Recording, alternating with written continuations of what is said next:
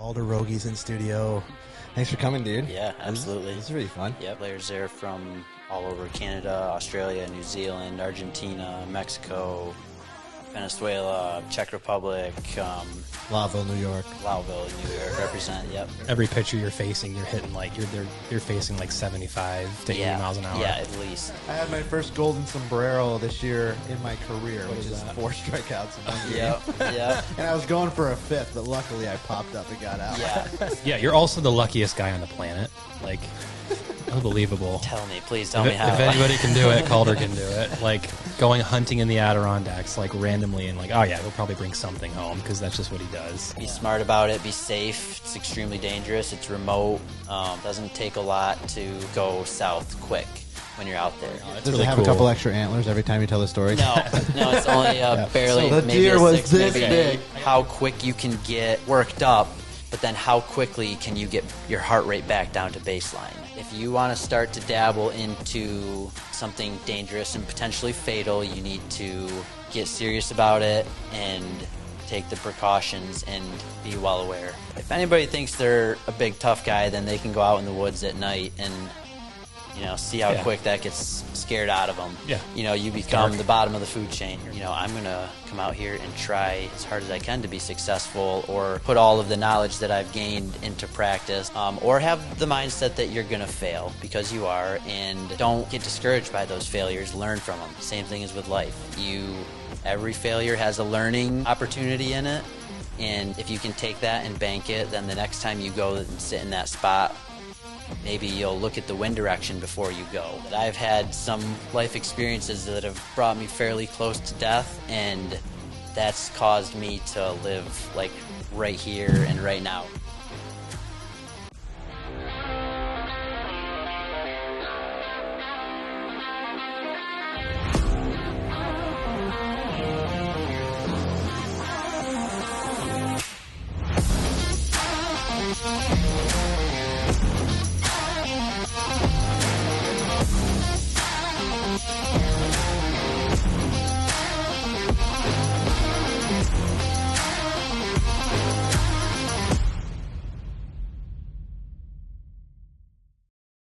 All right, folks, we are live.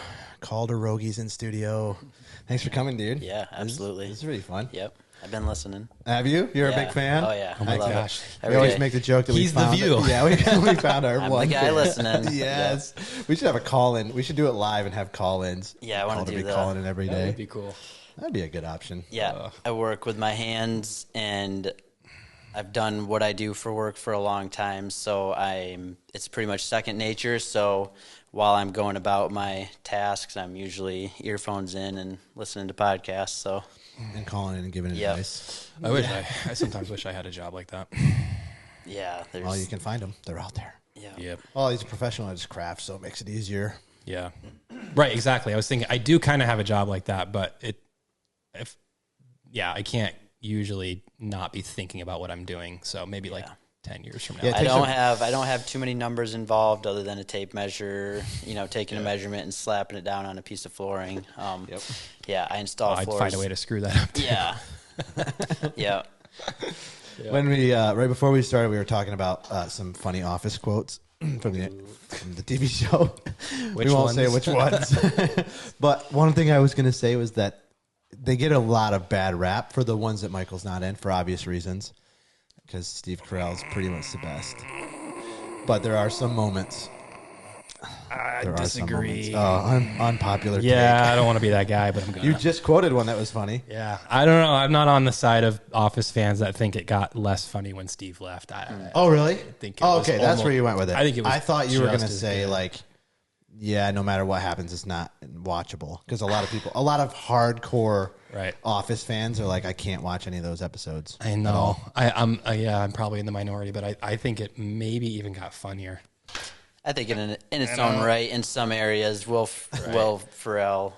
Yeah, exactly. He It's like, still that's one has of my his favorite own parts. craft and his own Yeah. spin. Yeah, and- One of but my that was favorite- short lived though. It was like 5 episodes. Yeah. Yeah, and Yeah. then from there on out, it's like you can tell you're just struggling to replace the funny people. Yeah. The people Yeah, who the that's show. I do was like it. carried Just, by. I think Yeah, I don't think I like it. I'm not saying that Steve Carell was bad. I just think that they did a good job of keeping it just as funny, in my opinion. I love fans are gonna come after us. Yeah, we just lost our listener. I do like. Yeah. I'll still be listening. No, he's still in studio, so we're good. Okay, cool. So, one of the things that we thought would be fun to talk to you about is men's fast pitch softball. Mm-hmm. This is not something that's like world renowned, although it is a very popular sport in a lot of different circles. You were just in Vancouver, British Columbia. First time out on the West Coast. Which is about as far west as you can go, almost. Yep. Besides, like, Alaska. Yeah. And the continent. Yep. Yeah, I got a picture with that is just true. the Pacific behind me, nothing else, so... Yeah. So that's pretty far then. Yeah. Yeah. They're the next furthest land closest is probably Japan on the other side of the Pacific. Yeah. Yeah, it's far. Or Hawaii. That's interesting. Question me on geography here. Fact checking. When does the east start and the west end? Yes. That I don't know. Like Russia, I would say, is in the east. So maybe, but yeah, I was going to say, so Alaska might be like the farthest west, but I think it's actually Hawaii, right? Yeah, and then Russia and then Alaska Russia's are like, actually pretty close. Right, yeah. But Anyway. it's kind of like northwest from where he was. So maybe Japan. Yeah, I was really close to the border. A lot of the players flew into Seattle, and it was like a 2.5-hour drive up to where we played in Surrey. Surrey, BC was the name of the town, and it's the ISC International Softball Congress World Tournament. Yep, players there from all over Canada, Australia, New Zealand, Argentina, Mexico, Venezuela, Czech Republic, Lowville, New York. Represent. Yep, New Represent York. Yeah, so How did that? So I didn't know that you were doing that. How did that come to happen? Yeah, so obviously Brock's my brother, and our dad has played fast pitch since we were born, all of our lives. We grew up going to the ball field, watching ball games. Once we were 12 years old, you could start playing in the church league, which is a little less competitive than the county league is 16 years old and up. And that's for insurance purposes. You have to sign a waiver to play. And then we have tournaments on the weekends. Our league play is 3 nights a week, Monday, Wednesday, Friday. And then our tournaments are just random weekends throughout the summer. Different locations. A lot of them are down in Pennsylvania. Some of them are west in the Midwest, Wisconsin. Some of them are north in Canada. Pretty good scene. Pretty good scene like Texas and Arizona. Absolutely. The West Coast is big. There's a lot of teams from the West Coast. The ASAs, the American Softball Association, and the ISC's International Softball Congress, they have tournaments at the end of the year, and those are the two big ones that all the players from all over the world, all the teams from the West Coast, the East Coast, Canada, other Mexico, the ISC twos, which if you lose both your games, you drop down into the twos, which is kind of a separate tournament. You re-up on your double elimination, so you get 2 more losses, and the team that won it this year was from Sydney, Australia, the Sydney Tropics. Yeah, Tyson Duncan was on that team. Was he? Yeah, okay. Who we played with in ASAs. Him. And the ASAs were in Michigan. And then this ISC was in Vancouver, BC this year, which there was some fuss about because it's a long way to travel for the East Coast teams. And usually they try to have it in the middle of the Midwest, in the middle of the continent. So, it's fun. So we have been... Brock and I playing softball our whole lives and playing baseball also, but playing in these tournaments on weekends. And as time has progressed, different players or coaches from different teams have seen us play and asked us to play in different tournaments. And we get shuffled around some. A lot of these guys, especially from other countries, have one set team that they pretty much play with at least all year, if not for multiple years. So, especially the pitchers. So we kind of get shuffled around a little bit just because we're not as well known, and we have the ability to play multiple positions. I play middle infield and outfield. Brock plays middle infield, third base, and can catch.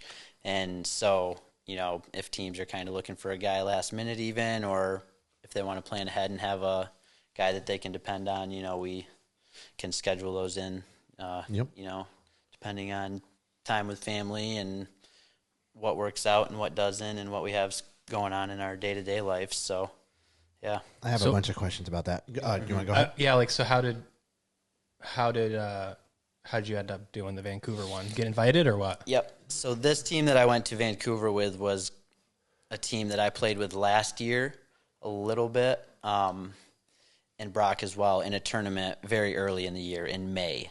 So the season goes, middle of May, June, July, and end of August is pretty much the end of this season. International players go home, and then stuff winds down. So this year I committed to a tournament in Ashland, Ohio, a tournament in Port Huron, Michigan, and then the World Tournament in Vancouver, BC with this team. And they asked me to place some more tournaments with them, but I had prior commitments with another team, a local team, 518, which we're kind of trying to build up, and we've been playing with for a couple of years. So yeah, they asked me kind of, usually during the winter is when these conversations take place, that people are trying to figure out what players they have and what positions they need to fill. Yeah, in the off season. Yeah, looking for pitchers from overseas. So it's it's just a lot of scheduling ahead of time and basically who you know. So we've played it, like I said, we played a lot against these teams and stuff. So these players go to other teams and then they say, hey, yeah, I know a guy, and just kind of goes like that, If you play for them and they like your attitude, your effort, your abilities, your performance, then you'll be asked. Yeah. You'll be asked again, most likely, yeah. So. Well, they forgot to call me, so I'll have to have you give them my phone number. We'll give them your number next time. Oh, thanks. I watched you hit a bomb one time off a good pitcher in the league. That was like the 1 year you played county league ever. Yeah. What could have been? What could still solo be? run. Okay, so for people who don't know what fast pitch is, Yeah. what would be a big difference between slow pitch fastball and fast pitch softball? Yeah. The biggest difference is going to be the pitching and the difficulty of hitting. With slow pitch, they're trying to throw, I think there's a minimum height that the ball has to arc before it hits home plate for a ball or strike. And with that, guys are usually just trying to tee off and hit the ball as hard as they possibly can. With fast pitch, the ball's coming in anywhere from, low level is probably mid-50s, high 60s, somebody who's just starting to learn how to pitch kind of. And you're allowed to – a lot of people know women's fast pitch, girls' college fast pitch, more than they would men's. They think, it's a girl's sport. And Jenny Finch, Lisa Fernandez. Right, yeah, and it's televised. It's in college, so it's on a bigger on ESPN display. Yeah. And they I don't know if they're in the Olympics. I know they definitely have World Cups, but so do the men's. Yes. But yeah. So the men's game, the hitting, you're a lot of it more than for power. I mean, guys still swing hard, but you're trying to make contact. Mostly the ball is from the pitcher's hand to the release at his hip. The ball is going up, it's going down based off the spin, their grip. It's going in, out, fast, slow, change-ups. So it's just difficult. It's a hard game. And it's somewhat obscure. It's getting a little more well-known. They're getting a little bit of production on television, some broadcasts, a lot of streaming, stuff like that, more so than television. But it's hard. It's competitive. I'm a competitive guy by nature. I've got 3 older brothers. Like I said, Dad always played, and, so I've just kind of have always pursued this passion, and I still luckily have the ability to play. Yep. Yeah, the field is tiny, right? Like that's the biggest thing. Yeah, I think slow pitch fields are a little bit bigger typically, and depending on the regulations for the bats and stuff. Than baseball fields? Baseball field is much bigger. Baseball field is Yeah. from base to base is slow 90 pitch. feet. Gotcha. Yep, Slow 90 feet from base to base, and we're 45, is it? Yeah. From base to base, and 60? then 60 feet from base to base. Oh, let's pitching, fact check it. I know pitching is what? Pitching in baseball 90? is 60 feet 6 inches. Pitching in softball is 45 maybe. Which is nuts. Like that's what I'm when thinking. You're as fast Plus as a hop, these guys are plus a throwing jump. 45 feet is Yeah, in so the the blink bases of are an eye. 60 feet apart, Yep. and then the pitching mound is 46 feet. Yeah. So Yeah. females is 43 feet, so it's 3 43. feet closer, Okay. but they're push and drag. They have to drag. They So can't jump. they cannot leave the ground as they're approaching Pitching. home plate. Right. So when they're pitching, they have to have contact the whole way through, which actually I think is starting to change. But It'd be like in baseball if like the pitcher got a running start and could hop throw or something. Like crow Like hop. that's kind of like which in the major leagues, those guys will actually push off the mound, and by the time they release the ball, there may be like a foot dragged off the mound sometimes. yeah, their momentum There was carries an them. analysis about Aroldis Chapman that was like that. Like by the time he actually releases the ball in front of him, Plus his arm plus length. the drag, plus his arm length, he's Which actually there is some close. strategy there where a lot of guys are training to do that intentionally in a way, Yeah, right? Because So you want to it get as was- close to the plate it as was, you can. and they outlawed that Okay. because Yep. there was They a guy vaccinated who it. was pretty much doing that. He was kind of like hopping, planting, and throwing. yeah, Basically, he was kind of, but he was dragging too far and then would release at the bottom, Yep. and they addressed that. This is in baseball or softball. That was in baseball. baseball. Yep. Wow. Okay. Yeah. Yep. So Baseball is pretty lenient, or softball rather is pretty lenient based off what you can do as far as jumping. A lot of guys jump. There is a circle. There's a 6-foot circle around the pitcher's mound.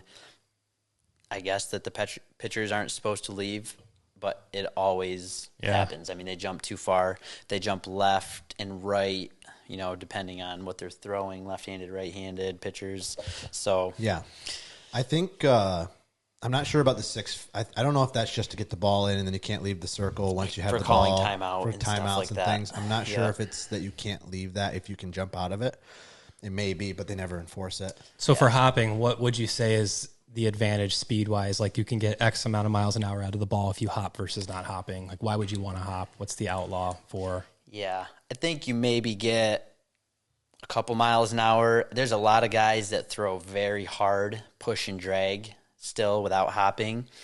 But hopping, you're getting closer. So you're cutting down on that reaction time. It's just like Gotcha. it's when you're getting down to milliseconds, every one counts. Every inch closer. So counts. a guy that Yeah. we played with last year, his name is Marco Diaz. He's pretty new to the scene. And this year they had a big scoreboard and a screen for replays and stuff at the field. And they had a radar gun also. And like his second or third pitch, he popped 88 on the screen, which maybe Holy is moly. a mile an hour or two fast. He's hit 86. He was sitting at Consistently. 86 Which miles is an hour. extremely fast for underhand. So, like for Yeah, softball he's pitching. pretty much the hardest guy that throws. Holy at least cow. in the game right now, if not probably overall Yeah. ever. Well, okay. So Maybe. for So- comparison's sake, what would you say is like the average fastball in your county league? Okay, interesting that you say that. Yeah. The company who does, I think it was, I don't know if ISC released it or if it was Softball Premier TV that released okay. it, but they did an analysis, and I should I should see if we can pull it up and react Overlay to it, because I'll go they right break now. it down, like the reaction time, what it would be equivalent to in the major leagues, and it's something like Harder. way harder. Yeah. Oh, well, sure, it's just a reaction time thing. Yeah. I think it's like 115 or 16 mile an hour fastball, Yeah. like from major leagues, which they touch 104, 105. At the very highest. Yep. It's like the world record's like 105, right? Yeah. Yeah. Yeah. How fast are guys throwing in the county league on average? Like, Oh, around, like I'm low sure it 70s. varies a lot. Low that's a 70s. good question because you started talking about like the different levels and where the speeds are. Yeah. So you said the lower levels would be like in the mid 50s to the mid 60s. Yeah. Around here for league, I mean, you'd maybe get like 60 to low 70s. There's a good mix. There's some guys who are just starting, and there's some guys who, like the pitcher on our team, he goes to some of these tournaments and throws competitively. He probably hits 74. mid 70s. Yep, 74, 75, and 88's like nuts. yeah, and the man. movement too. These guys can use. They have all these pitchers. Most of them have a rag in the back of their pocket with a sticky substance on it. A lot of guys use rosin bag here at this tournament. Some Japanese pitchers and some Mexican pitchers like the rosin bag. I noticed instead of the sticky. instead of the monkey Yep. tack or So whatever it's called. in your professional softball, the sticky stuff is allowed, It's okay. Yeah, and it's which would be insanely and it's make it that much harder. agreed it's agreed upon by the hitters basically too, because we want these pitchers having full control over the ball to the best accuracy of their ability. You know, it makes it harder to hit a drop ball that's coming in at your back foot, you know, but, you know, or a riser that's coming, you know, in up on your hands, but it's not going to hit you in the side of the head. That is an interesting perspective. That is real. Yeah. That makes perfect sense. And injuries, I mean, there's a guy from the New York Gremlins who is their number one third baseman, and he got injured this year. He got hit by a pitch in his forearm, and it broke his arm. Jeez. Right? Just broke his forearm, right? The one bone, the smaller of the two, I think. But tib fib. Yeah. Be like probably the outside one. Radon. Yeah, just came right in. The radon. Yep. The radius. Oh yeah, the radius ulna. Duh. Yeah, tib fib is in your shin. Just slipped my mind. Yeah. So a guy that we pitch with, or the guy that pitches with us that plays Greg Garrity, he had a 3-centimeter crack in the top of his hand from getting hit by a pitch that came up and in on him, and he pitches with that, so it affects. Yeah. I think next year I'm gonna wear an elbow pad and a pad here and a chin guard. And a face. Basically, look, I have catching gear. Yeah, it's crazy. Yeah, ready to hit. Yeah. So at this World Tournament, you were every pitcher you're facing, you're hitting like they're facing like 75 to 80 miles an hour. Yeah, at least. And a lot of them have a good changeup, which is going from, you know, maybe 77, 78 miles an hour to 59 or 60. So or even better. Yeah, the time that you have, you know, you see that ball come out of your hand, it's just basically a yellow dot. And as it gets closer, you're trying to pick up spin, movement, early movement to get an idea of what direction the ball is going to travel to get your bat in the right path. And fractions of folks, seconds. listen up, because you're listening to the expert describing the thought process here. Like, it's hard, man. This is amazing. This is fascinating. Yeah. Like, this is what goes through your mind when you're hitting. Well, no. After basically, the fact, what maybe. goes through my mind is this. Yeah. When I'm hitting, is I'm trying to see the ball, see a little bit of the path of the ball, and react more than a lot of guys are. Like Brock is more of a thinking hitter, where he'll go up there with an approach, like, man, this guy's been pitching me outside, I'm going to try to hit the ball away. Whereas I go up there and I get in my stance and I'm like, okay, here's the plate, and here's how tall I am. If the ball is within this, I'm going to try to just hit it. You know, I'm going to try to smash it. I don't have any sort of, I appreciate that, because my actual approach is, let's just not strike out every single time. Well, yeah. I had my first golden sombrero this year in my career, which is 4 strikeouts in one game. Yeah. And I was going for a 5th, but luckily I popped up and got out. Yeah. See, you mentioned the golden sombrero, which is funny, because this last week, a guy on my team, I had 3 teammates from Czech Republic. One of the guys struck out 3 times. That's the hat trick. Yep. So in the Czech Republic, they call it the sombrero, just striking out as a sombrero. So you either have to wear a sombrero for the rest of the evening, or you have to buy a bottle of tequila for the team. So he had to stop at the liquor store on the way home. That's funny. Because he got the strikeouts. But it's funny. The different cultures, they're, if you strike out, some of the teams have home run celebrations. They have, a big hat that I'd have been buying a wear. lot of tequila. Yeah, striking out a lot. Yeah, it's hard. And, you do strike out a lot. It's you try to make contact and hit the ball hard and square it up as often as possible, obviously. But, these pitchers are the best in the world, and their number one goal is to not let you touch the ball. Yeah, and you're hitting a round object with a round bat. So tell us the just like baseball. It's Tell us the level difference from, let's say, even league ball. The ASA has classifications. A major, double A. I think there's a double A major. I'm not sure. But then there's, like, we played at the ASA's, which was their A major, which is the best, right? Yep. Just tell us the difference between, like, what people might know from the area or have maybe seen it to, like, that top tier. Yeah. What's the difference? The difference is the lack of mistakes. If you want to win at that level, you cannot make mistakes. And if you do make mistakes, teams are going to punish you for them, and they're going to capitalize They're going to take extra bases.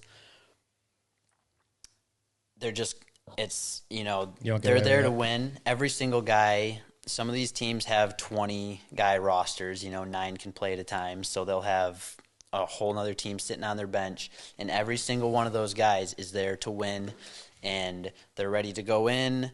They know if the ball is hit to them, where they're going with it. They know if the runner on first base is a little faster and they have to work to get a double play a little quicker, if they're even going to be able to.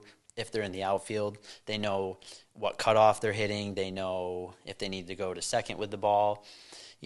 We had some defensive errors that cost us games. We lost at that level. You lose games 1-0, 3-0, where you got a guy on second and third with 2 outs and a ball gets hit somewhere and the perfect play isn't made, or, even physical errors happen.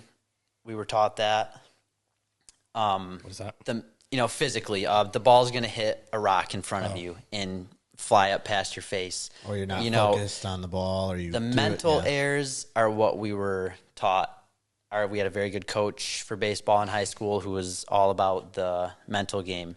And the mental errors are the things that you have control over and you can minimize. You can be situationally ready, and that's what it's all about at that level. You just have to right down to the umpiring, the strike zone at these tournaments, the pitches that some of these hitters watch go by, and the umpire will call it a ball because it's 2 or 3 inches off the outside or the inside or high. It's crazy. It's taught me to be a little bit more disciplined hitter because I'm just used to hitting whatever is near my strike zone, whereas now I can watch that pitch go by and I get rewarded as a called ball. So I've, been learning to work the counts a little deeper and trying to, look specifically for a good pitch to hit, so it's the little things at that level. Yep. You win and lose games. Yep. Based off the tiniest details. Yeah. That's really well put. I don't know. I have a sports background too. So I don't know. That makes sense to me. That's very interesting. They're so good that it's almost like you could play 1 inning and just determine who makes the least mistakes. You play 9 innings or 7 innings or whatever. Yep. And it's whoever makes the least mistakes wins because they're that good. So I went to a tournament this year in Port Huron, Michigan was the first one. Ashland, Ohio was the second big one I went to with the Bombers. But with the Port Huron tournament, 2 of the top teams played the night game, the last night game. So there's a lot of spectators there. It's a big draw. And the first inning, the first batter hit the first pitch. The pitcher was just trying to throw a strike, get ahead in the count, and the batter hit a home run on the first pitch of the game. And that was the only run that was scored the entire game, 1-0 through 7 innings, because the pitchers were just mowing these hitters down. Yeah, and they're the best hitters in the world too. Yeah. These teams are choosing from every country in the world. They're choosing from those countries' all selection team or whatever you want to call thousands it. And thousands of players. Yeah, and so it just they're low scoring games most of the time. Sometimes things get out of hand and teams score a lot of runs, but that's less often. Yes, for sure. It's way more often to see a pitcher have 15 strikeouts in a game. Yep, absolutely.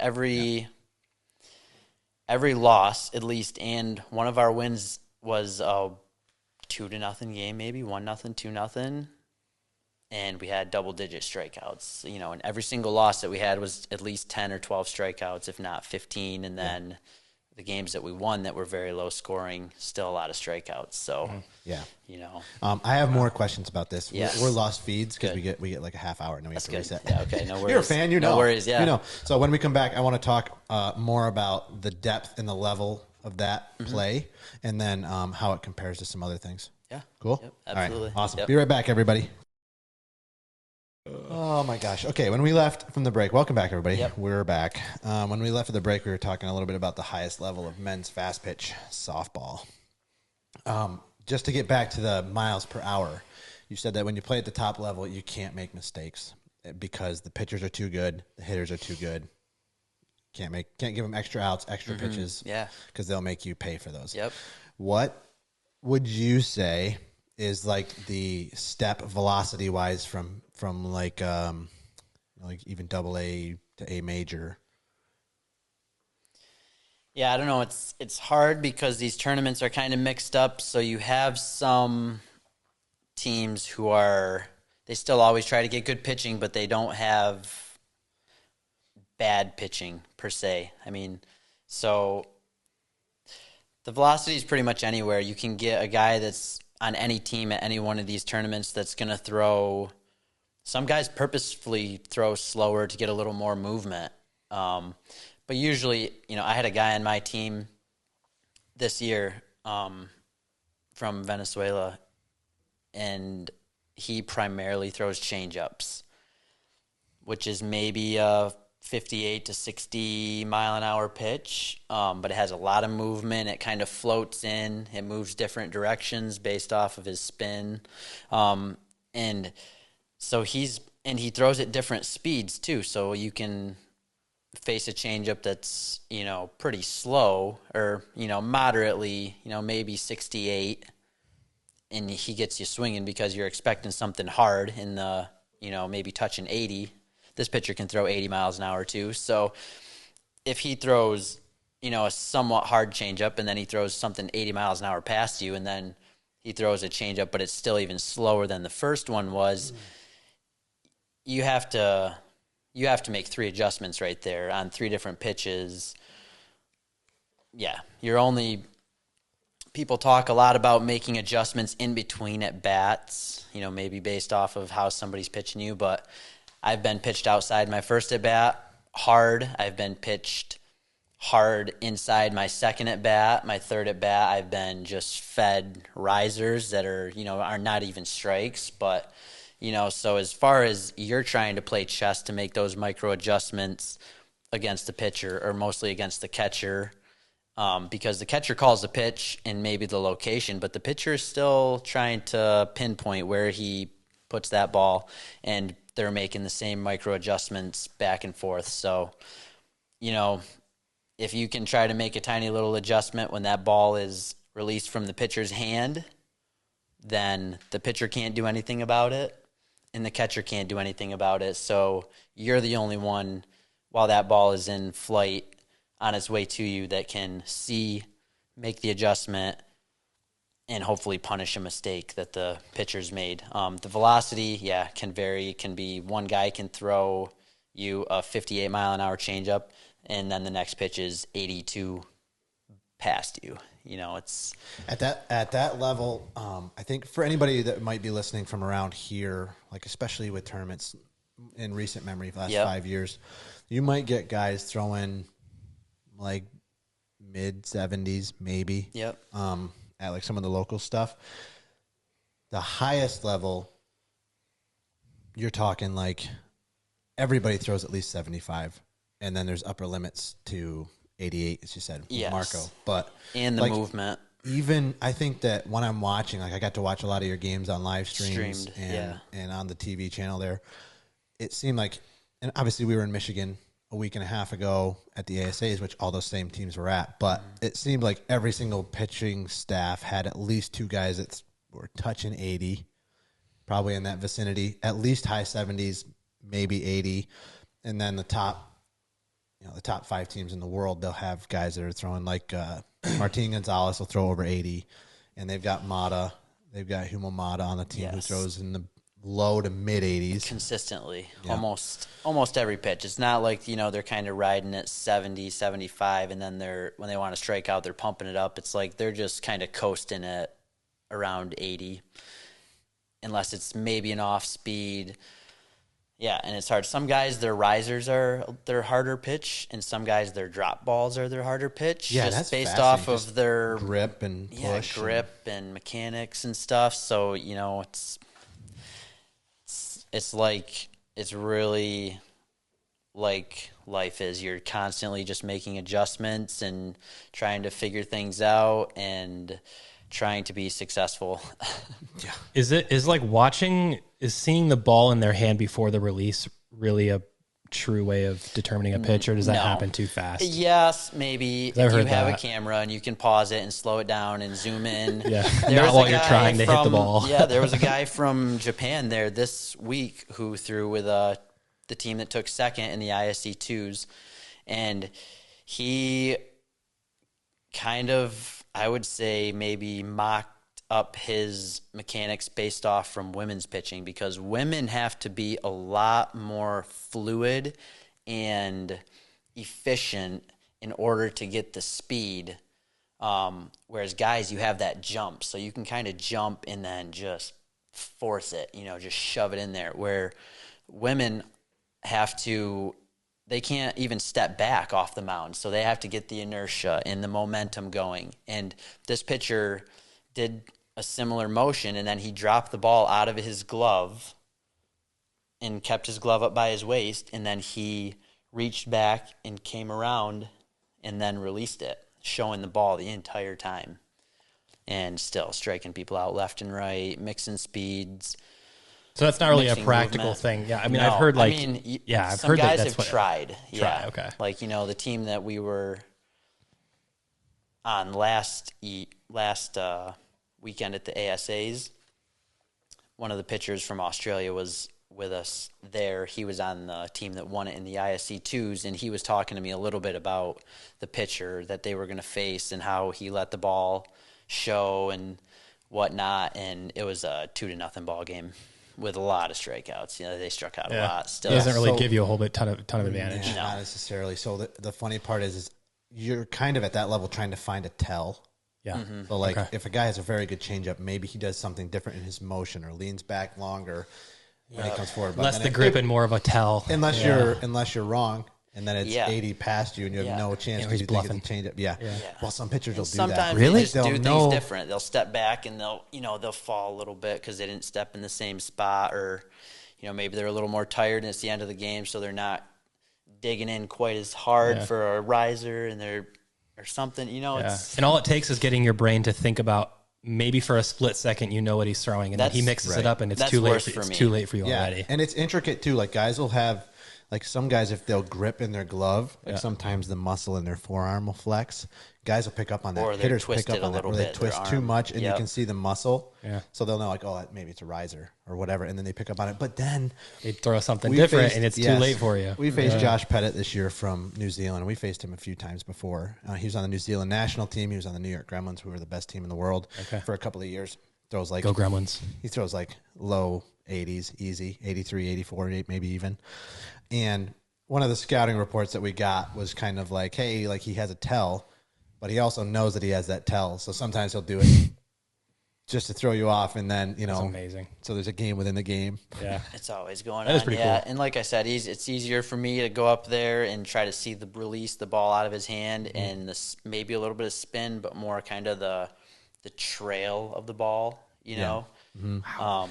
I find that for me when I start getting into that, okay, maybe that's a tell. Maybe he's doing this. Maybe he's doing that. It messes me up more. Yeah. Like locations, and a lot of teams will try to steal pitches from second base. So the sequences inside, outside. The sequences of the catchers giving signs are flashing a bunch of different fingers so that they get on the same page. Inside, outside, setting up early, setting up late, and the guy on second base will try to relay signs to the guy. I can't. I hate that. Yep. It gets me right out of my mindset, and then.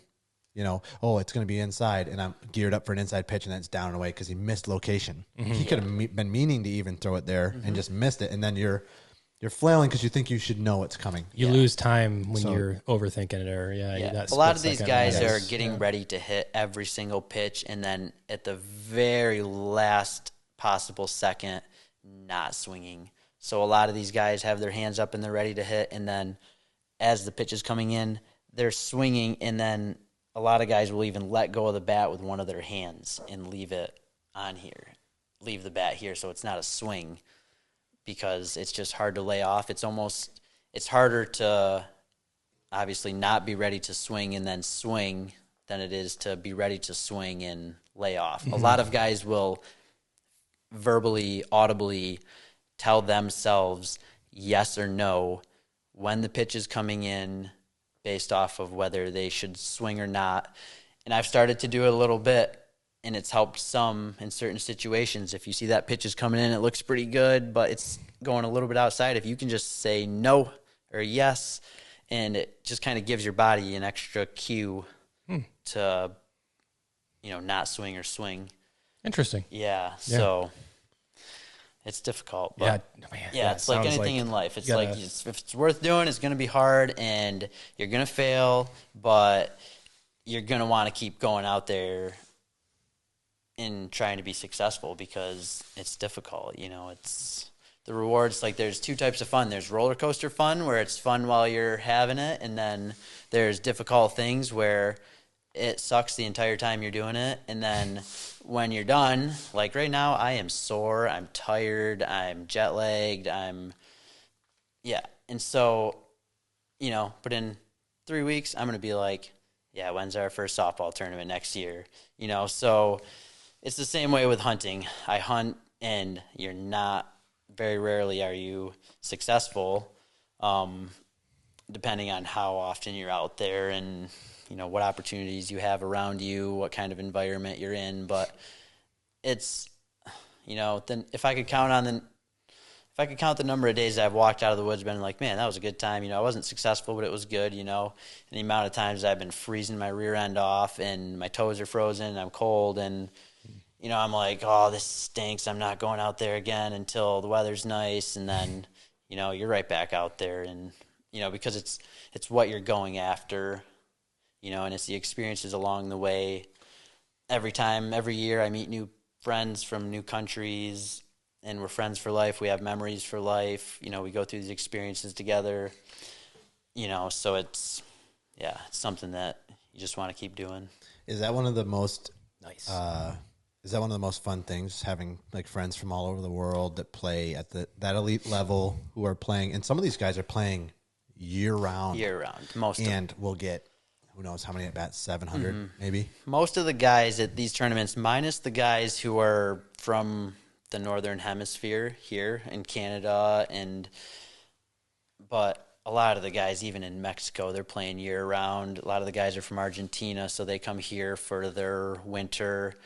Same with Australia, New Zealand. Yeah, which is our summer. So for their winter, they're here playing softball, and then they go back home during their summer, and their leagues will start up. And oh, wow. So they're playing all year round. They're playing all year round, yeah. So they don't really get out of practice, which, can be nice. It could be maybe – it's a way of life for them too.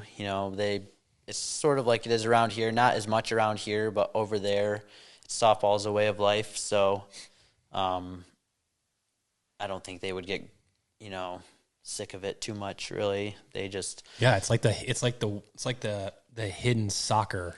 Yeah, it's like soccer's like similar. A world sport, and so is men's softball. Yeah, and those, I would say too that those guys is like that's what they do. Like they do softball. Yeah. They don't really probably go hunting much. They don't. A lot of guys I know forego family life until later because they are able to play softball still when they're younger. And, one of our good buddies is 40-some years old, and he just got married last year, for whatever reasons it may be, but he has been over here playing softball for 25 years maybe, since he was very young. And so, when you're gone from your home for half of the year, is it just because you're not running into the perfect woman, or is it because your priorities are elsewhere? It's like me and Brock are both at the point now, where for the past, since up until we got married, we could say yes whenever we wanted to go play softball, but as long as it lined up with our jobs. But now we have a wife and we have children, 2 children for him, 1 for me, and your priorities change, and that's through our own decision making. It's not like, some woman came along and said, "Hey, you're marrying me now, and this is how life's going to be, and you can't go," it's that didn't happen for you? No. Well, that's why, she found me, but that's why I don't play softball professionally. No. I made different choices, and I could have played softball professionally. But it is. I mean, even to the point that old elbow injury back in the my even left to the point toe. where we play in a winter basketball league here that's pretty recreational. We play in our softball league, it's good which cardio. It's good exercise. It's good recreational. But so you play, some basketball or some softball, but it starts to have tension and conflicts with home life, and you have to ask yourself, is this worth it? What give and take can there be? What compromises? And so you could be playing softball. Our softball games are weeknights late, but you choose your home life because you have more kids, but you're also not good at softball. No, you're wanting. No, you could be, because it's something. You put in the time and work and you get better. Softball is one of those things. You don't put in the time and work, you don't get as good. But your priority is to be home with your family and not be out at the softball field. Our wives and children go with us to softball games if it's not super late and inconvenient and stuff. But it's about, I'm running into a little bit now where I'm going to have to start cutting out a little bit of my extracurriculars because I play ice hockey a little bit in the winter in a men's league. So between ice hockey and basketball and wanting to hunt from the end of September till December. Yeah, you're like year round. Yeah. And then softball starts up. Yeah, it is. Yep. Yeah. And so it's going to very shortly come to a point here. Probably our next softball season is going to be looking very different. I played 10 weekends this summer, 10 softball tournaments. Wow. And 2 of them were ASAs was from a Wednesday to a Sunday, and ISC's here was Friday to Friday. You played 10 weekends this summer? Yeah. So you've been gone like every weekend? 10 softball tournaments. Like local There's included? A couple local included. So Krogan is a 4th of July tournament. Wow. I didn't have to leave home. We had a Father's Day tournament also. I didn't have to leave home. 2 tournaments in Elkland, Pennsylvania. Our families were able to go with us. We had a nice Airbnb. It's like 3.5 hours. Yeah, 3.5 hours drive. It's fairly close. So, Stevens, Pennsylvania is down further south into Pennsylvania. That's more 6 like hours 6.5. Yeah. Yeah, 10 weekends. That's you've Lake been gone like every weekend. Up in Ausable. Yeah, there was a couple weekends I had off, but every weekend in July I played. May had a couple weekends off in May, had a couple weekends off in June. Just the most you've played softball in your life? 2019, the year I played a lot that summer, and I met my wife in the fall of that year. And so that year I probably played 8 or 9 tournaments and traveled around a decent amount, and then met her that fall, and things went well. We got married. We got pregnant right away. We have a daughter who will be 4 at the end of this month. And so it's, the picture is constantly shifting and changing. And she's amazing, and she makes great sacrifices so that I can still pursue these passions that I have, even whether it's going hunting for just a day. And I'm still going to be out all day, probably from sunrise to dark, if not a couple hours before, depending where I'm hunting, or if I'm successful, close to dark. That does provide meat for our freezer, and snacks, and it gives the family a benefit that way, where softball is a little bit more of a recreational. Yeah, I would say selfish pursuit, because I'm pretty much the only one benefiting from it. I mean, my wife gets to go along with us to some tournaments, and our daughter enjoys watching softball, and anybody that either of them are around, their days are better. They're both happy-go-lucky people, and my daughter is 4, and she's a little ball of energy and excitement and smiles, and so, she's happy to be around people and at the ballpark. But it's hard, she's got all the responsibilities when I'm not there. And so if it's for a longer period of time, you know, there's more responsibility on her to pick up the slack when I'm not there, you know, because the father has a specific role in the home and the mother has a specific role. And it's when one of them's not there, it doesn't take long for the balance to get thrown off, you know, whether it's being a little bit disrespectful in her tone of voice when she talks to her mother, or whether it's, you know, throwing a tantrum because she's just said no and she thinks she can get away with it because dad's not there to, you know, crack the whip. But my wife is, she doesn't take any guff either. I mean, she's a Spitfire. Yep, she's from the South. She's a Spitfire, and so she can handle it. And, you know, I let her know how appreciative I am to her for allowing me to still go and do these pursuits, because there's not ever a point where I would say, yeah, I know you don't want to be home for a week or for a weekend, but I'm going to play softball, so you can either go with me or stay here. Just deal. Yeah. Right. It would, you know, if push came to shove, yeah, I'm not going to go to the softball tournament. It's not to that extent, you know what I mean? So, and if push comes to shove, I don't have to go hunting. You know, we're blessed enough here that I can get by without, you know, with just buying my groceries, without going out and harvesting my own meat, you know, and stuff. So, yeah. Yeah, you have to have a balance, and you have to be conscious of that balance, because when your home life is starting to falter because you're out doing something that you might think is a little bit more of a selfish pursuit or a passion, which, softball is that way. It's like you're not bringing in money, you're not bringing in food, so it's kind of for enjoyment purposes and experience. Pretty much the experience is what you're getting out of it, which a lot of people travel. A lot of people, you know, every weekend they're going to a different state, or they're saving up to go to different countries, or they're, you know, their whole family does this one thing. Like vacations or, Yeah, just like, you know, fishing. Oh, everybody in our family fishes. You know, we go on fishing trips, or this, you know, I bow hunt and I play softball.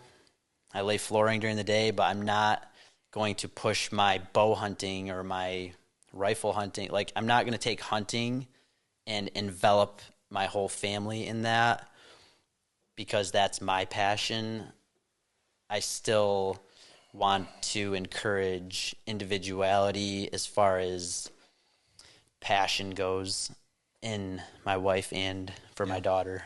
I think that some of that too is the hard part for softball is the traveling and having kids and having family. You can't just tag them along if it's in the other side of the country, you know. Yeah, when plane tickets get involved, it's expensive. Yeah, price goes up quick. So like even getting to the point, which is the dichotomy of this, is that like we've kind of gotten to a point where we're being pursued more, which is a fun thing. Yeah. And it's a great thing to have teams wanting to financially take care of things and that, but there's still a balance at home.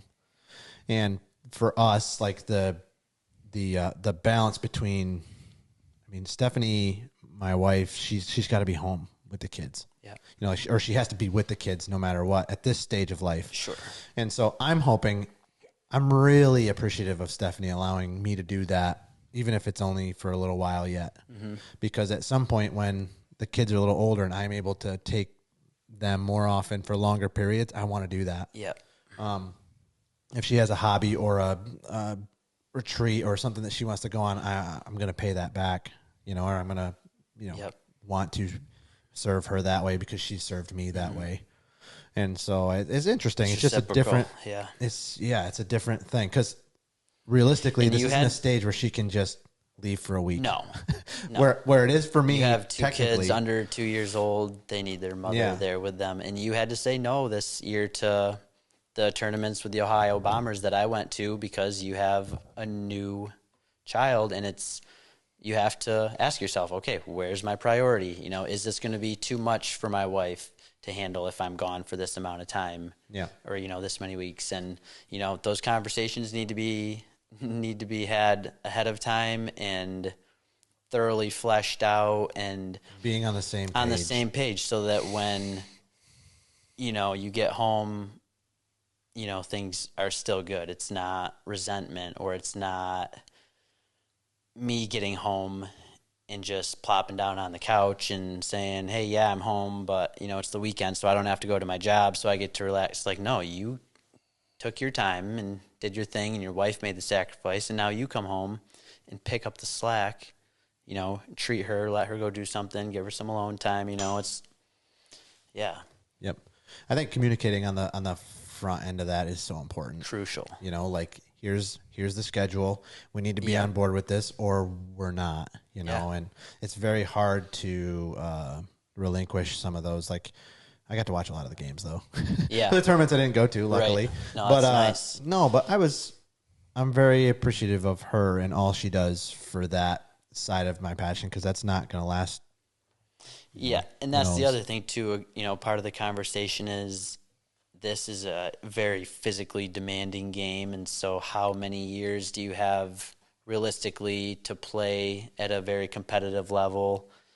That's another, you know, aspect of the conversation is like, okay, you know, yes, my wife can take this on or make these sacrifices probably for the next 5 or 6 years, you know, while I'm at this level where teams want me to come play for them. So, you know, there's some push and shove. And so she knows it's not like, you know, every year for the rest of my life or our lives, we're going to be, you know, going to softball tournaments, and, you know, it's just not the reality of it. So it's kind of strike while the iron's hot, you know, if you can, if you can do what you can while you can, and don't, you know, everything has opportunity cost. Everything that you choose to do, you're choosing not to do something else. And so you have to really take into account what your opportunity costs are, what you're missing out on based off of choosing, you know, what you do end up your priorities. choosing. Speaking of microeconomics. Speaking of business. Opportunity cost. I like that. Yeah. Segue. Okay, we're going to lose feed in a minute, and then you got time for one more segment? Okay, cool. Because I have the video right here, the breakdown, the comparisons between the MLB and speeds. Because I think that would be fun for people just to see kind of a visual or whatever. And then I would like to get a little bit more into the family kind of side of things that we've been talking about, kind of what you've learned and stuff like that, but also hunting you're passionate about too. So we'll get to that. Sound good? Yeah, sounds good. All right, thanks. Be right back, everybody. We made it back. We're still here.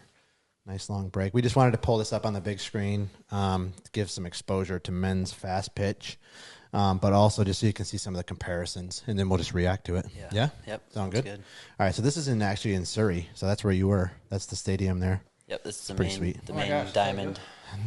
Those are girls. Oh. That's the girls' softball side? Okay. Yeah, they did a trial run last year here at this complex for this year's ISC tournament. Oh, okay. Yep, that makes sense. All right, so this is just going to break down some of the stats. And just tell me when you want to pause or when you want to go.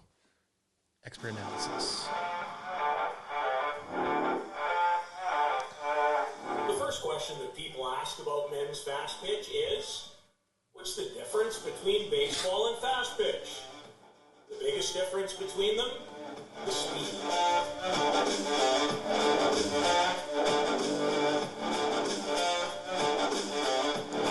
You see that? Okay, so let's pause it right there. Yeah. Okay, so it's talking about the speed. Yeah, so. All right, go ahead. Okay. Yeah, so this guy hitting right here is the guy that we play with. His name's Cody Pennebaker. He's from Pennsylvania, and we play with him a bunch. And it's just a good example of, you know, the more you do it, the better you get at it. Yeah, he's a good example. He's developed for sure. into a very good hitter. Yeah, an all-around player, and he plays against these guys at the highest level, you know, continuously, and does very well against them. First of all, sorry to interrupt. Look at this is ridiculous. Look how close these guys are. Yep. Yeah, it's 60 feet it's away. It's just like, as dangerous on defense as it is. Yeah. You know, a lot of pitchers get, they get dotted up, off the legs or off the shins. If, a lot of them wear masks, God forbid they get hit in the face, which some of them have and do still. Yeah. Yeah, so, it's a reality. On defense, too, you got to be awake. I mean, even a hard ground ball, it can, you just got to be ready. It's not a you don't want to wear it in the face. A soft ball. It's a dangerous game. Hey, that's downy soft. Yeah, it's a dangerous game. Okay, so that's Cody, and he's going to be this little snippet. He's facing Jack Besgrove from Australia, who throws mid-80s and is arguably the best in the world. And 20 years old. And then I think the next video is Marco Diaz throwing. Yep, with Diaz, the taller guy there. Yep, he's the guy that's got. Let's see. All right, so watch. That's not them. Right here. This is Cody facing 80+. Whoop. That's Marco. Wham. Wow. The average baseball player, 94 miles an hour.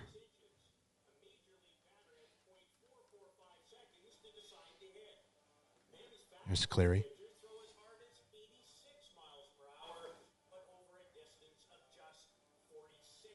Okay, so pause it there. Yeah, that's also not accurate because by the time they land, if you watch, he's pushing off here and jumping, and when he lands and then throws, he's at least 3 feet closer, if not more. Yeah, and the same thing in baseball. They did it from the 60 feet 6 inches of the pitcher's mound, which the release point is closer, so the time's adjusted a little bit, but it's harder and faster in softball. Yeah.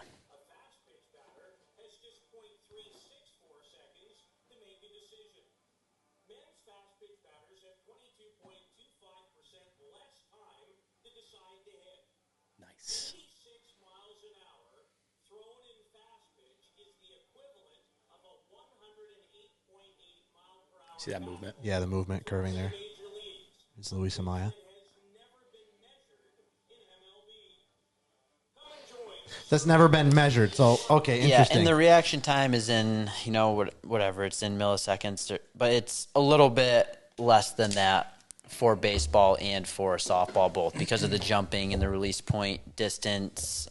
They really should measure it from the point that the ball is released from the pitcher's hand to the batter would be a little more accurate. And it's wild. 0.3 of a second. Yeah, it objectively is harder. Yeah. It's objectively harder. Yeah, measurably. And actually, I think... and the movements are, a baseball doesn't go up. So one of the main pitches in softball is a riser and, Yeah. Also, it's hard to get on top. Does a softball is lighter than a baseball, right? Weight-wise? Not sure. Yeah, I don't know exactly because a softball is bigger, a little bit more diameter.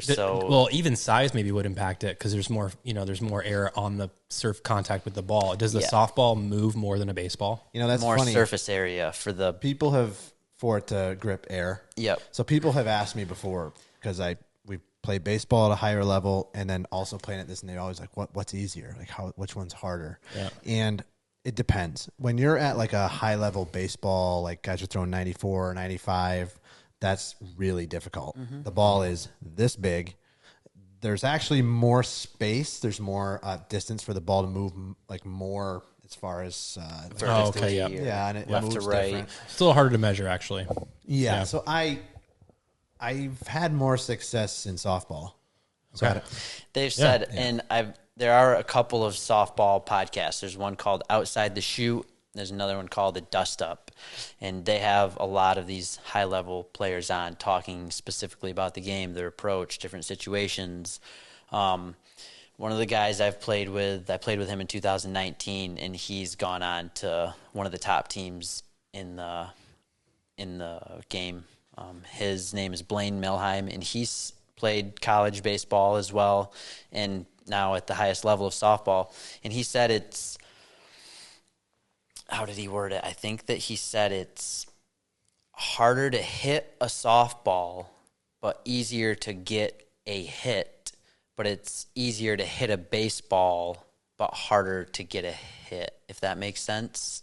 Because the field is bigger, the the fielders are further away, so they have a little more time to make a play, and you have to run further to first base, so you're more likely to get out in baseball if you hit the ball. But in softball, it's harder to hit, but you're more likely to get a hit, make it safe, reach base So the safely. size of the field, the size of the ball, the quickness of the game, the pace of the is game. An attempt to even it out a little bit. It's hard to say which one is harder, but 108 both miles an very hour difficult to play at high levels. Yeah. So outside of this Obviously, circuit, the ISC circuit, there's also a World Cup circuit, WBSC it's called. Yep. It's kind of like a World Cup. And so like the Argentinian national team will play Team USA versus Team Colombia versus Team Argentina. Yeah, players play with their countries. Australia. Yeah. Okay. And they have the Pan Am Games, so it's a little bit more broad. And Blaine Milheim is on Team USA also. Yep. But anyways, let's move past softball and at least a little bit now and just talk a little bit about you as far as your outside of softball life. Yep. You are a father. Yeah. You're a husband. Yep. You're a skilled laborer. Yeah. So, just walk us through some of that. I'm a son, I'm a grandson, I'm a uncle, I'm a father, I'm a husband, I'm a brother, I'm a... Isn't there a song? Brother-in-law. Isn't there a song like that? I'm a brother-in-law. I'm I'm a lot of things and more things I've been called, I'm sure. So, no. So I grew up, I'm the youngest boy of our family.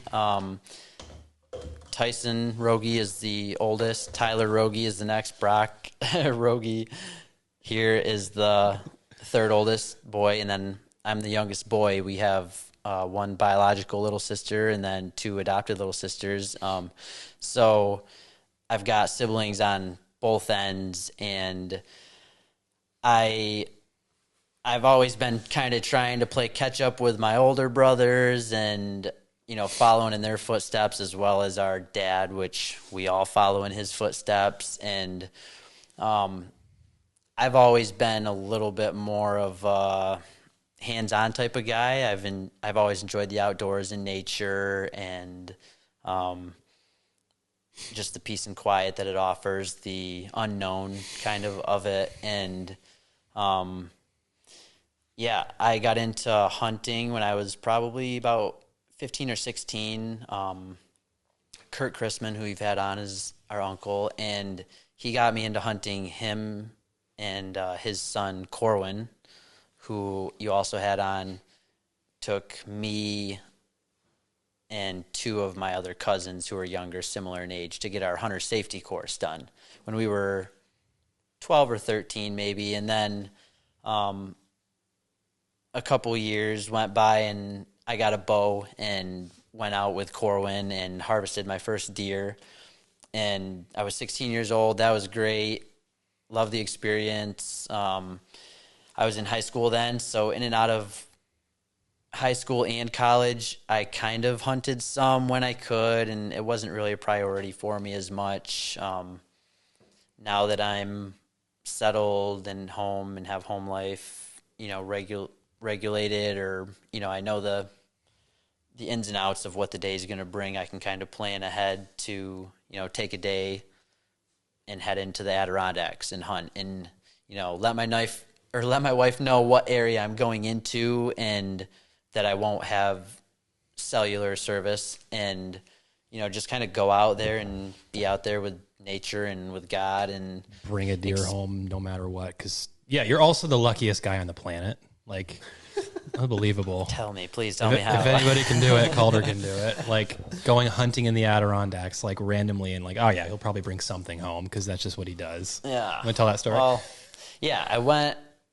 I've always been intimidated to go into the Adirondacks because most of my hunting is done alone.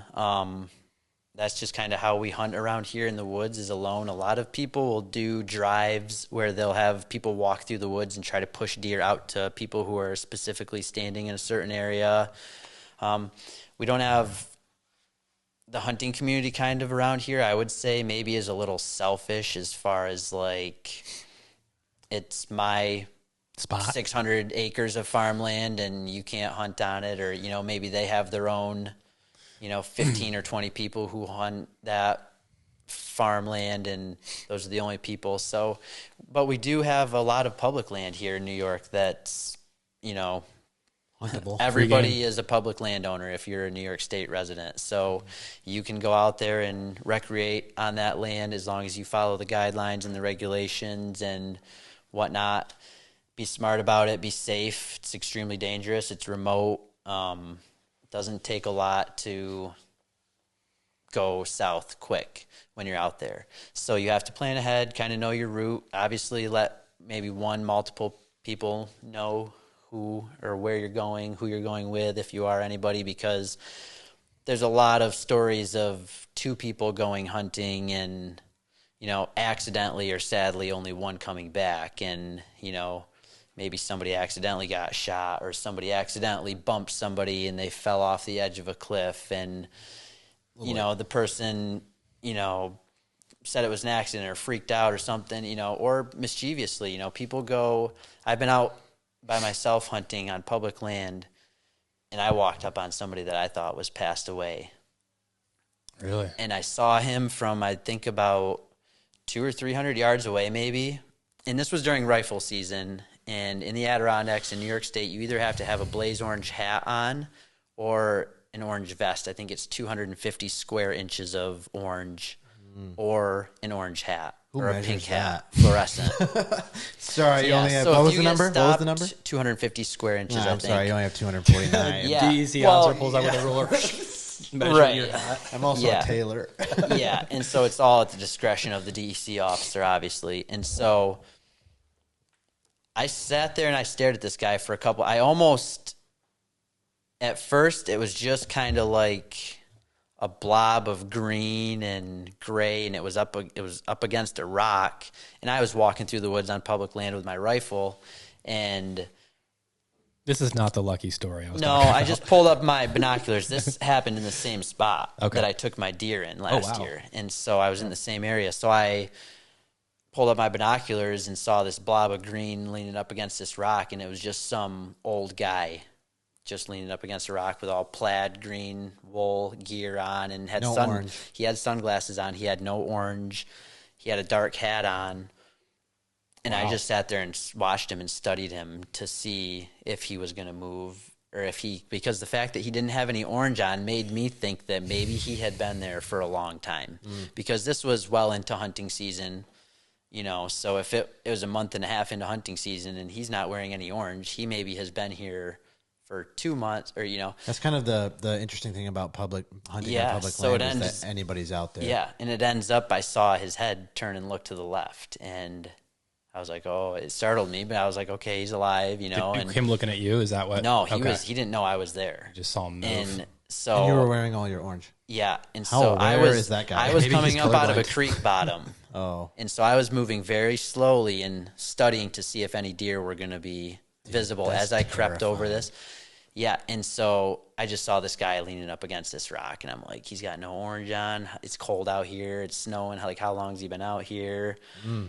And he moved then, and I was like, okay. So then I walked up a little bit more visibly and raised my hand so he knew that I was there, and he acknowledged me, and I just turned and walked the other direction just to let him hunt and, to get out of danger. And I've walked up on older people who did have – I walked up on a gentleman who had orange on, but just sitting up against the base of a tree, right at ground level during rifle season with a deer walking around. And if anybody were to shoot down at the level of a deer, it's his head's right at that same level. Yeah. So, so I've always been hesitant to get out on public land for whatever reason. And this last year or two, I kind of,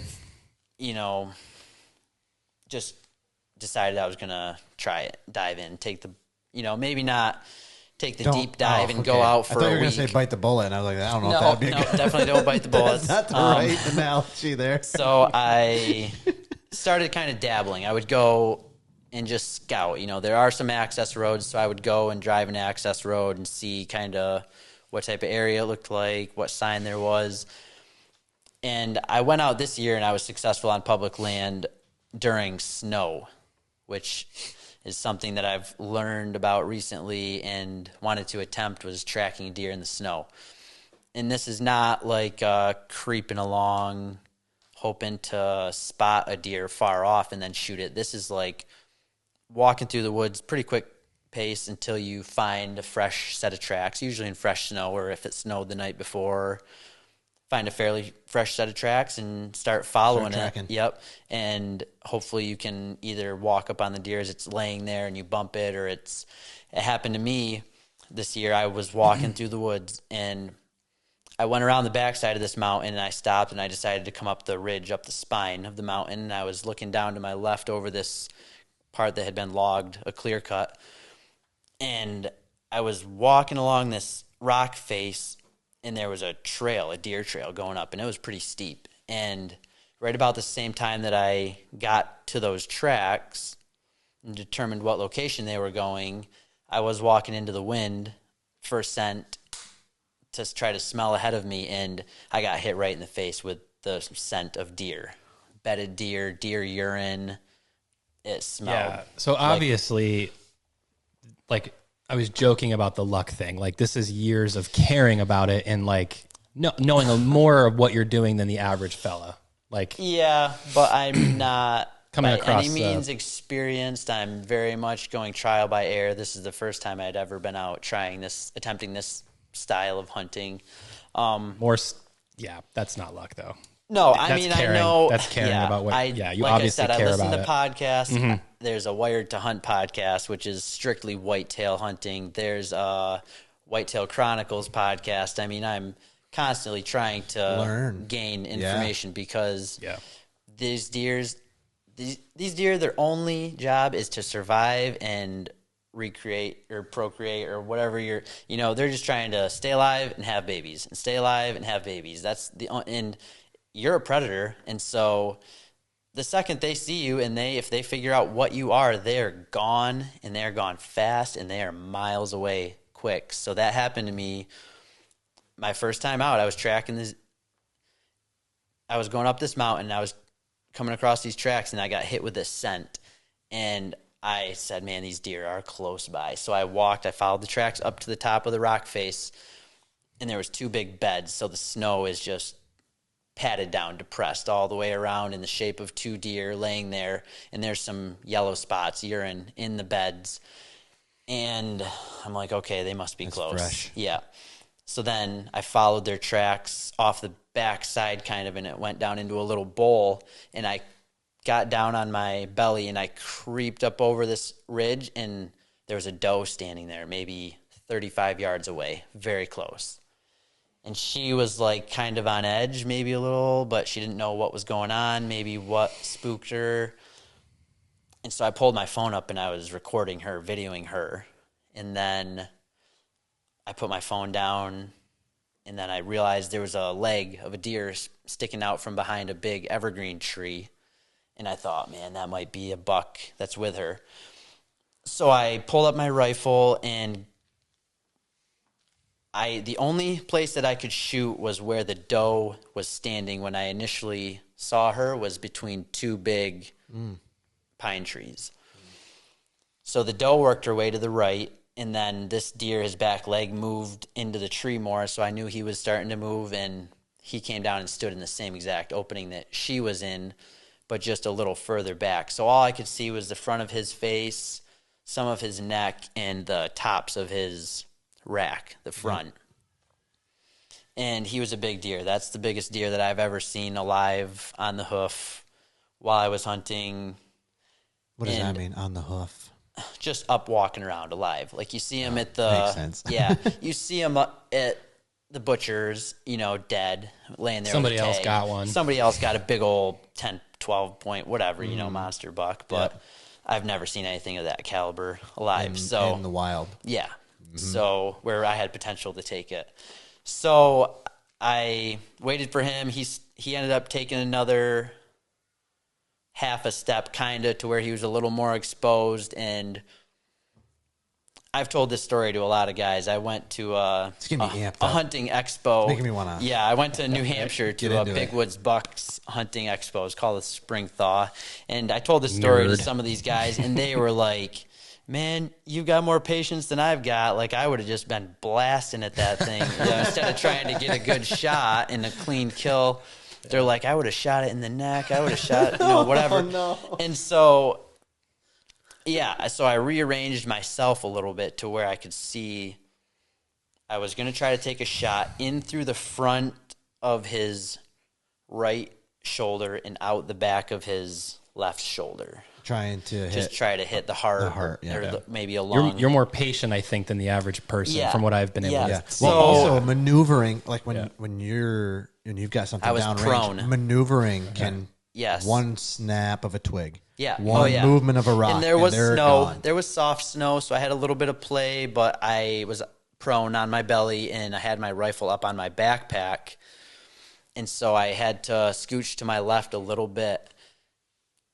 No, I scooched to my right a little bit to open up his vitals a little more and take a shot. And my rifle is a lever action 30-30. Lever action means you load a cartridge or a round in. Like out of a Western. Yep, like the old Western.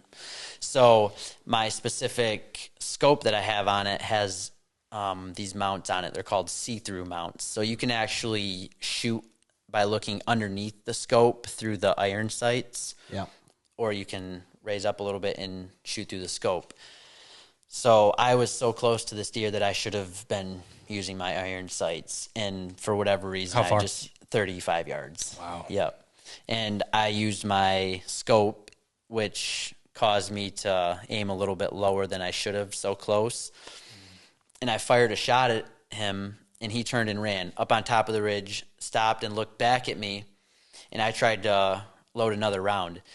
And I had been walking around so much in the cold and the environment that the spring that pushes another round into the chamber from the magazine froze up a little bit, and it wouldn't. My gun jammed up trying to reload for the second shot. And so he turned, ran off the backside of that ridge.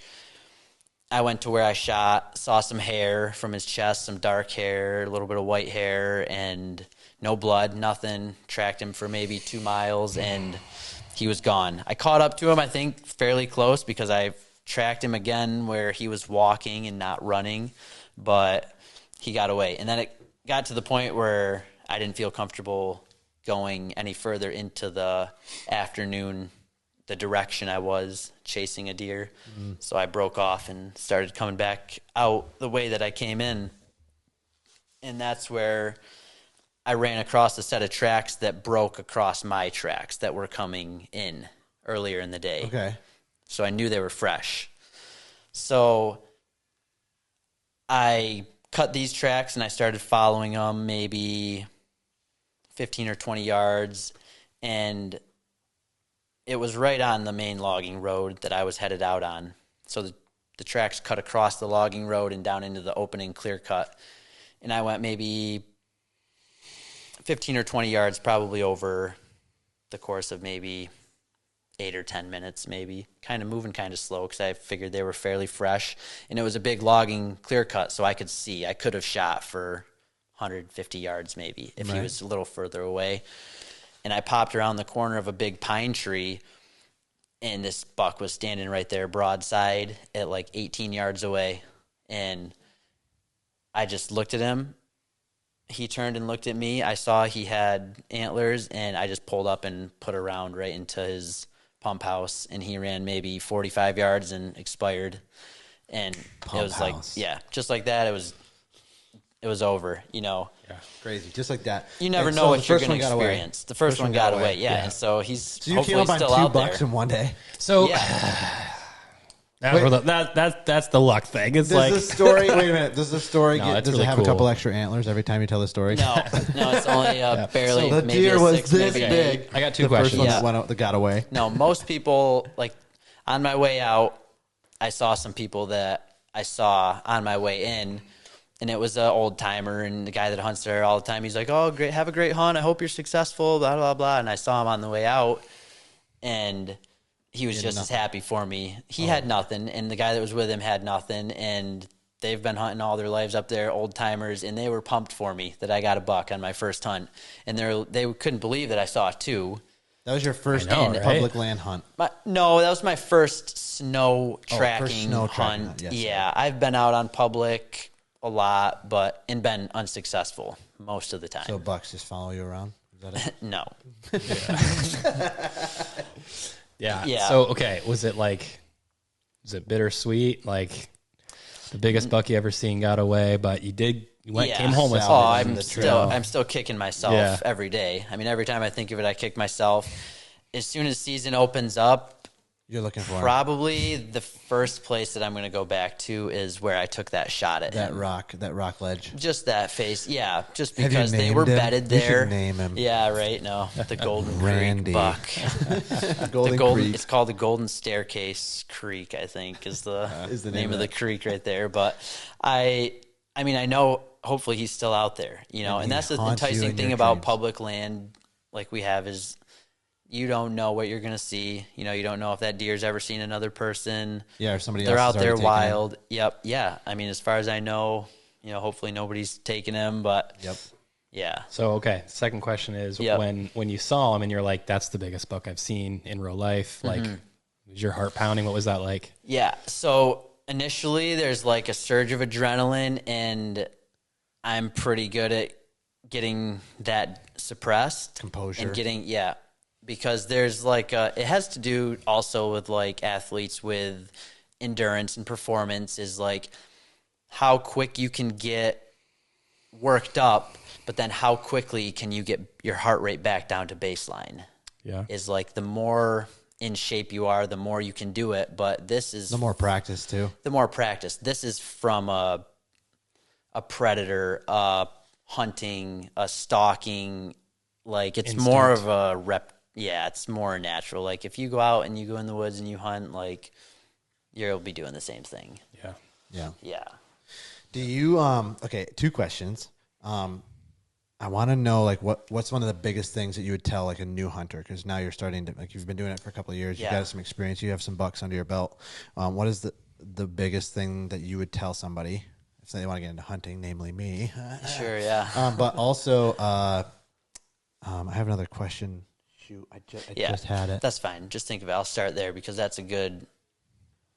you can go deep there even. But I would say practice, and then safety, because there are just as many stories of people going out by themselves and not coming back, and there are just as many stories of people going out with people and not coming back. Whether it was somebody thought a gun was unloaded and it wasn't, or somebody tripped over a branch and accidentally fired into the person in front of them.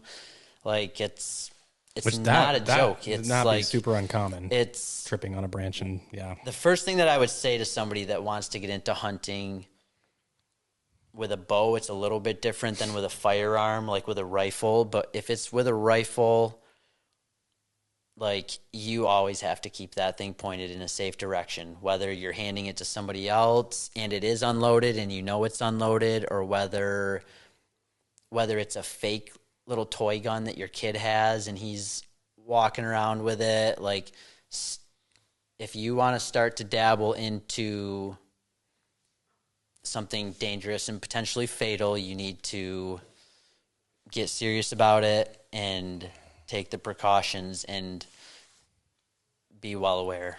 Yeah. So like anything else in life, safety first. Yeah, because it's like that deer. I was unsuccessful, and then I was following a new track, and then I found a new deer, and then I was successful and it was over. And one day your life can be going along perfectly fine and you have plans for the next day, and you're not showing up at those plans because of an accident or because of carelessness. Yeah. And I think people don't really take that seriously enough. Like the fact that, I don't know why there's like it bothers me when there's like a weird stigma with like gun safety. Like, oh, it's not really that important. Yeah, but like it's kind of it a actually tough, is. It's kind of a tough guy type of like, we all grew up around guns. We all know how to handle them. I heard on my Meat Eater podcast, the guys were going duck hunting, and with duck hunting, Ranella? Yeah, with Steve Ranella, you're in a blind and you're all sitting there side by side, and you all have shotguns, and you're all shooting at ducks.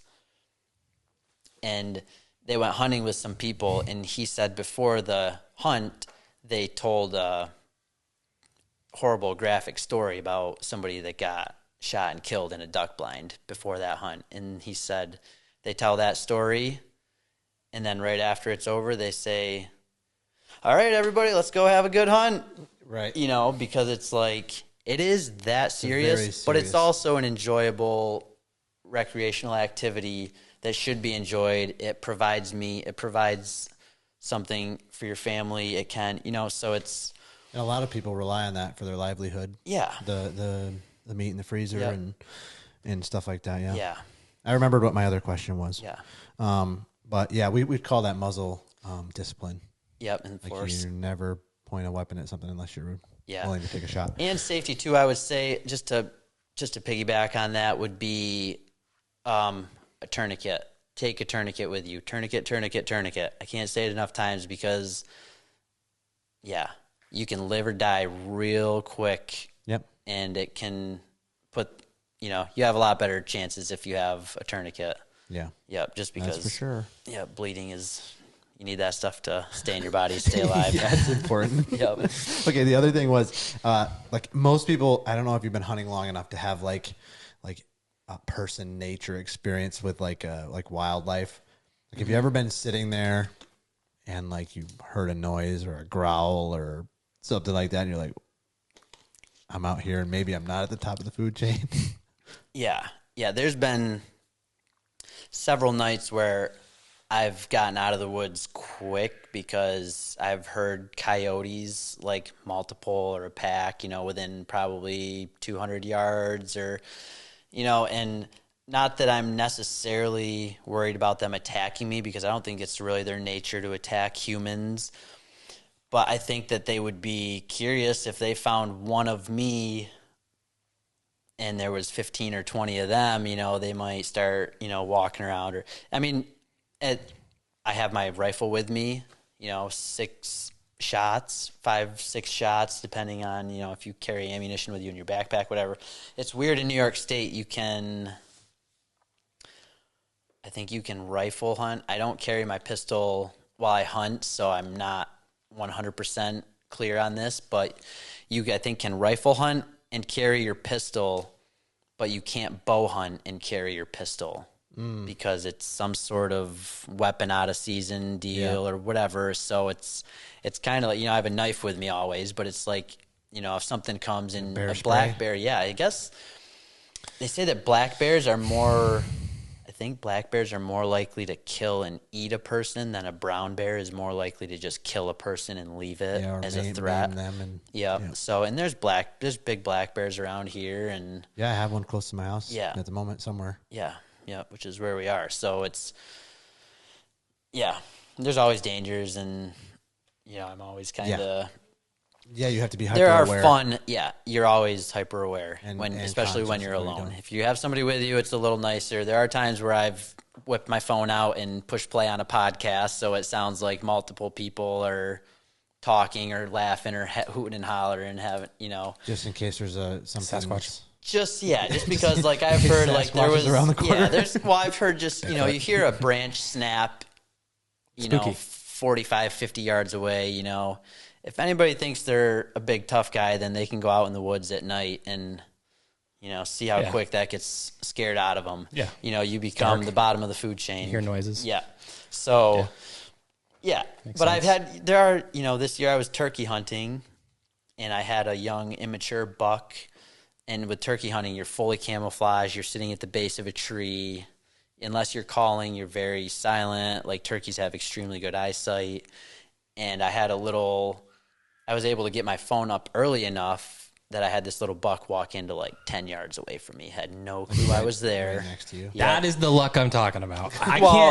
You sent me a video last year of a deer, like, eating the grass at the base of the tree that you were sitting in. And I'm like, that is... Yes. Well, some of it is... unbelievable. Yeah, and some of it is the immature deer. A 5-year-old buck is going to sit downwind of something that he thinks maybe is, and he's going to smell and he's going to wait. Whereas a younger deer, they're not quite sure what it is maybe, or they don't have the life experience to teach them that, like, hey, it's dangerous out here. There's stuff trying to kill you. Everything that moves, run. Yeah. So some of it is that, and when you are trying to harvest game, you learn it's not hard to walk through the woods and see where a path is that wildlife has trampled down pretty good. So that's so fascinating to me. Hunting is an art. It really is. Yeah, and like it's a little bit maybe a mixture of luck, because I mean at the end of the day you kind of have to cross paths with game. Yeah, but like there's so many details that you have to get right. You have to practice. You have to be vigilant. You have to be aware. You have to put the time in. That's something that's tough too. I bow hunted for a lot of years. That's what I was going to ask you about. Never took a shot. I would say my first deer that I ever killed was with a bow. That was with Corwin when I was 16. And I hit it a little far back, and it was a fatal shot, but it ran off a little ways and bedded down, and then was making some dying noises and pains. It was a bad hit. And that was not a good experience to hear an animal laying there wounded, knowing that, yes, it'll eventually expire, but you caused that pain, and now it's suffering. It wasn't a quick death. So Corwin, that was during muzzleloader season. So he had his muzzleloader, and he finished the deer off. I still put my tag on it because I had the first fatal shot, but he put it out of its misery. So the next 4 to 5 years, I bow hunted, and then I would muzzleloader and rifle hunt. And I took deer with muzzleloader and rifle, but not with a bow for those 4 to 5 years, because I had opportunities with deer fairly close, and some with a doe with its baby, which I just don't shoot. Yeah. But some with younger bucks too, like now this first buck that I took with my bow now was a spike buck, a young, probably 1.5-year-old deer. And that was 12 yards. It happened quick. It was the end of the night. And so there wasn't too much thinking ahead and, oh boy, I hope I don't wound this animal. I just I saw him late. I was sitting in a tree line. He was working the tree line from my left to my right, and he came down through. I put my rangefinder on a spot where he was going to be, hopefully, and when he walked he walked behind a tree branch. I drew my bow. He got to that spot, and I made a noise to stop him. I just went, meow, and they freeze, and they kind of look around, and I put the arrow right through him, and he went and expired fine. So I have a little more confidence now of performing in that, but it's still from the time that arrow is released to the distance, it's those deer, they react quick. They jump the wire, or they drop. They hear something. They've said that they think they can hear the wind of the arrow coming at them, and that's what they duck to avoid, because some broadheads have like a forward push. No, some broadheads, they make them where they're triangle, but the cutting edge is on the top, and then the center of it would be cut out, like it would be hollow. So it whistles a little? So it maybe whistles a little, or there's because I would think that the air movement would be behind the arrow. No, puncturing, moving forward. Right. Because the arrows, they don't move faster than the speed of sound, maybe 350 feet per second or something, but they can hear the displacement. Yeah, so like a 40, I would not take a 40-yard shot at a white-tailed deer. They're just too skittish and sporadic, and they'll move, and it's higher chance of a bad shot. Or you'll miss altogether. Yep. 20 yards and in is kind of where I'm comfortable. Yep. This last deer was at 12 yards I shot, so that was nice. Easy. But when you're when you're shooting with a bow from an elevated position, your yardage is different. You have to figure the angles. Most rangefinders will do that for you, but there's a thing with shooting high on deer from elevated positions, because you're supposed to be bending your whole torso in order to aim down. Okay. Whereas if you're just kind of moving your arms and aiming, somehow it flies high. Okay. Yeah. Interesting. That's the kind of thing I'm talking about. Like the technique, especially of bow hunting, is so intricate, and you timing. And timing of angles. when to pull back, not being seen as you're pulling the bow back. I guess that's why it's called hunting and not catching. And you have to know when to pull back because the deer's not always going to just be exactly where you want it when you want it. So you have to know, okay, it's walking at a steady pace. I'm going to pull back now and then try to stop it. Or it's stopped right now. I can pull back. But when is it going to take a step? Because I need it to take a step to shoot it. So if I pull back too early and then I'm not strong enough to hold it, and you have to let down, that could spook. Yep. So, it's just a bunch. It's like softball. It's like a lot of small, minute calculations, little adjustments, failure.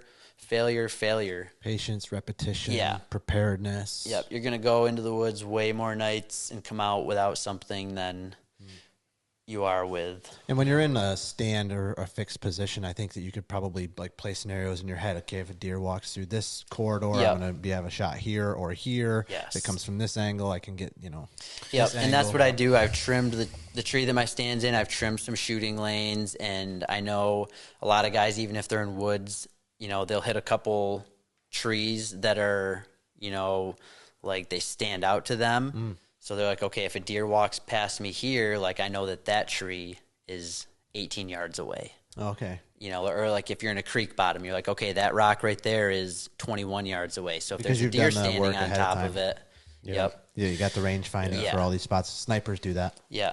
I have your climbing tree stand out. Remember where we worked at last year? I took it down to the creek bed and put it up in a tree, and I actually sat there with a rifle. And I became discouraged about the chances of being able to successfully bow hunt there, sitting up in the tree stand about 20 feet up, probably 15 feet up. That same night, I had two doe walk out about 30 minutes apart, 20 yards in front of me. And I went to get my binoculars on them just to look at them because I needed a buck. Chest? Yep, and they ran away. They busted don't know how they bust you. How you even draw a bow when they're 20 yards away. I became so discouraged. This is never going to happen. No. Next year when I get out here with a bow, it's just not going to happen. A lot of it is the same as good shooting technique. It's slow is smooth, smooth is fast, or whatever. Yep. And so if you're, I feel like I get away with a lot of movement in the woods with deer because I'm usually sitting with my hands in my lap and up against a tree. And so people are usually move your head extremely slow as you can to the left, and then only move it as far as you need to so that your eyes can see whatever. Yep. Yeah. But me, I'm I'll sort of look that direction, and if it's something that I can make out, then I'll stay there. And maybe I'll wait till the deer puts its head down to take a bite or a drink or something, and then, I'm snapping my head over there to look. I'm not dude. Okay? So if I hear a twig snap off to my right here, and I see a deer's head step into my view, but it's only his head because he's stepping out of the tree line that I'm in. You're playing red light, green light with the deer. Yeah, oh yeah, yeah. And that's how they do it. People stalk deer on the ground into 10, 12 yards because, they'll take their shoes off and they'll be in their socks so that it's quieter. And they'll wait for that deer to look one direction, and then they'll take a step. And then the deer maybe will look the other direction and they wait. And then the deer will look back that direction that they can get away with some movement. And you take one more step. Yeah, it's not as simple. So everybody talks about, just be as still as possible. But sitting out with you a couple times last year and hearing you talk about it, I've learned way more than just hearing people talk about sitting still. Yeah, I would say more than sitting still is selective movement. Because once you see the deer, it's one thing. I'm more still before I see the deer than I am when I see the deer. Yeah. Because they could be standing where you can't see them, but maybe they can see you. If you, pick your hand up and just scratch your head, not caring, then they see some movement up in a tree from over there. Interesting point. If you haven't seen one yet and you're just sitting there, that's the time to be the stillest. Because they probably can see you, and they're always going downwind and smelling and scent sight and hearing are the most, crucial things in the woods. Yeah. So it's kind for any animal.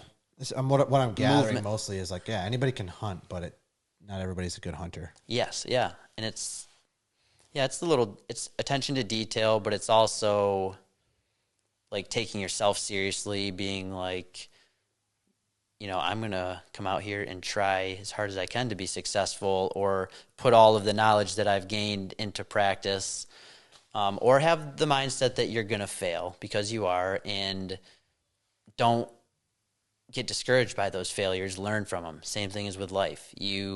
Every failure has a learning opportunity in it, and if you can take that and bank it, then the next time you go and sit in that spot, maybe you'll look at the wind direction before you go. Mm-hmm.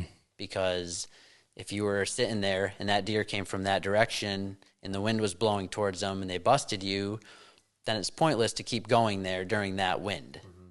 Because you're going to get busted over and over. And eventually the deer will stop using those travel corridors because there's something there that they don't like. Yeah. Yeah. So it's fascinating. Yeah, I feel like we could have honestly, a whole podcast just on this. Yeah.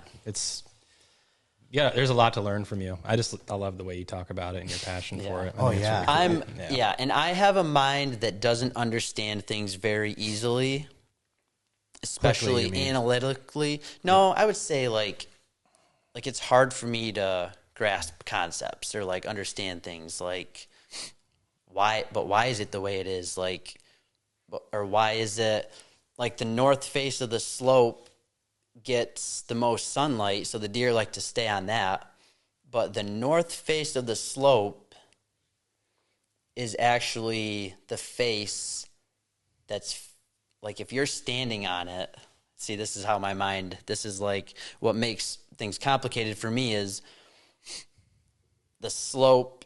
It's like they call it the north side of the slope because if you're walking up it, you're going north. Oh, but it's actually. But from my perspective, if you're going up north, you think the north side would be on the other side because there's the south side of the slope. The south side of the slope doesn't get as much sun, but in my mind, that would be the north side of the slope because it's further north. Yes, north of where you are. And so it's there's some terminology too, and like for whatever reason, deer like to be on those faces so that they get more sunlight, which makes perfect sense. But it's like, you gotta find that information somewhere, or you have to learn it just by trial and error. Mm-hmm. Because you don't really come from a family, like Dad didn't hunt. Right. And we have a couple uncles that hunt, but it was never like part of our heritage or part of our culture growing up. Yeah, so, I think like, probably this is kind of more a way you branched out a little bit. Yeah.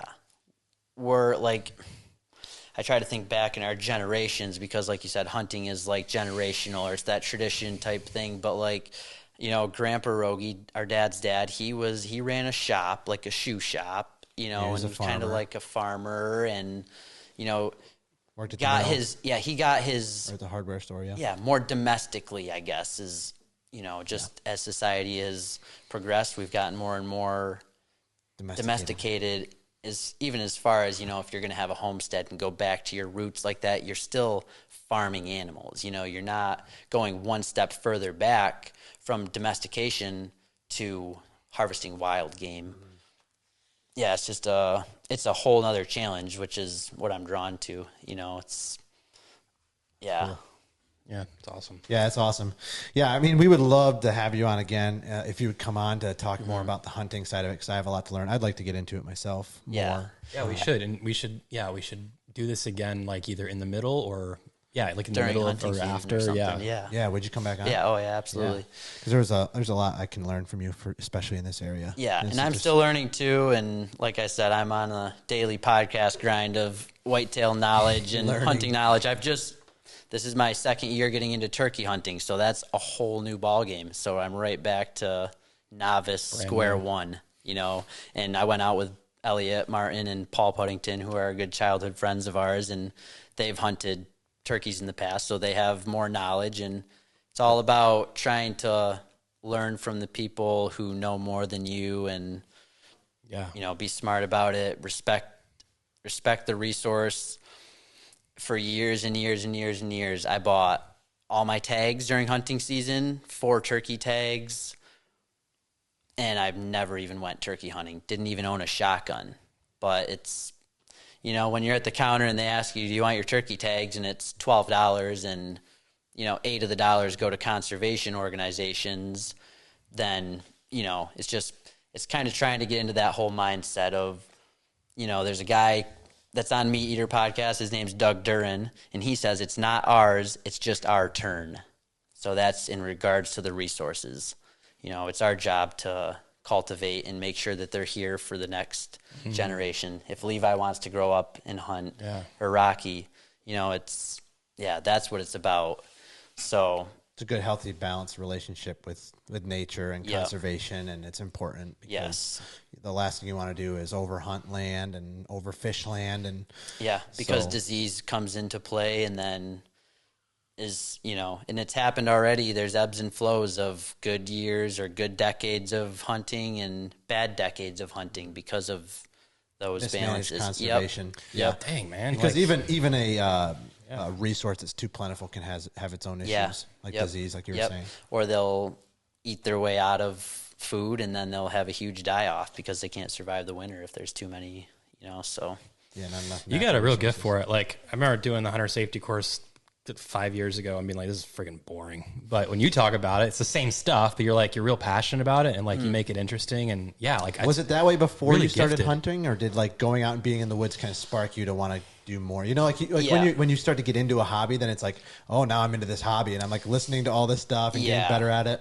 I would say that it's just straight like put in my heart from God. Like, this is who I was created to be, as somebody who enjoys nature and likes to be, I don't know. I like to be, I don't know how to say this, not belittled, but I like to be made to feel insignificant. And so when you're out in nature and there's things that have been here before you, there's things that will be here after you, it's just to kind of check the ego. This will be here after you're gone, you know, so whatever you're doing, cherish it, because it's not going to last very long, and, you know. It'll be gone before you know it. Yeah, just try to be present. I was going to say, out in Vancouver, I had Uber to the airport, and this guy was, I don't know if he was maybe Pakistani, I think he said, or something, but he was just talking about being present and living in the moment, and, you know, just what his religion believes. And I just told him, you know, that I've had some life experiences that have brought me fairly close to death, and that's caused me to live like right here and right now, maybe even to a fault at some points where I don't plan well enough for the future or in the future. But I'm right here and right now, and this is what I live for, and I don't worry about the past or the future, really. I'm just, you know, prepare for my daily life and pray to God that I wake up the next morning and leave things in His control, because ultimately nothing is in our control.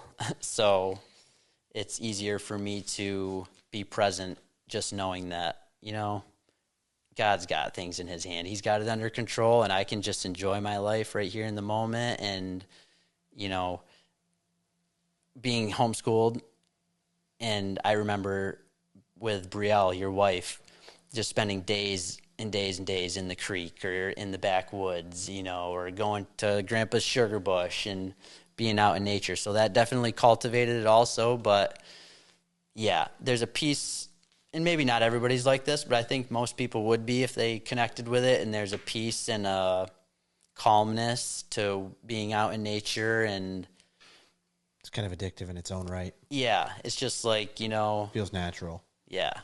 I feel like if I start to get into hunting, I'm going to get like into it. I'm not a nature person. I don't like camping. I don't want to go hiking. Like, I'm not a big nature person, but like going out with you last year and getting into hunting, definitely had an influence on how much I look forward to enjoying that. And I'm not a nature person. So like I think that you definitely have something about you that is just, you're right. I think this is where God has you, and you're really good at it. Yeah. Yeah. It's it's learning. It's always trying to get better and trying to progress, trying to get better today than you were yesterday, and whatever field it is, whether it's being a husband or a brother-in-law or a son or a worker. Just try to be mindful, be present, be kind. Yeah. It's good advice, man. Yep. Clip it. Nice. Awesome, dude. Well, we appreciate you coming in. It just went a little longer than we thought, but that's because it was so good. So thanks for taking the time, especially coming after you're probably jet lagged still from being on the other side of the sleep continent. Good tonight. Yeah. Dominating the softball circuit. And we'll have you on to talk definitely more hunting, hopefully during season. So that'd be awesome. Yep. It'd be great to talk about the experience and whatnot. Yeah. Thanks, Calder. Yeah. Thanks, man. Thanks, appreciate everybody. It. All right. Thanks, everyone. See ya.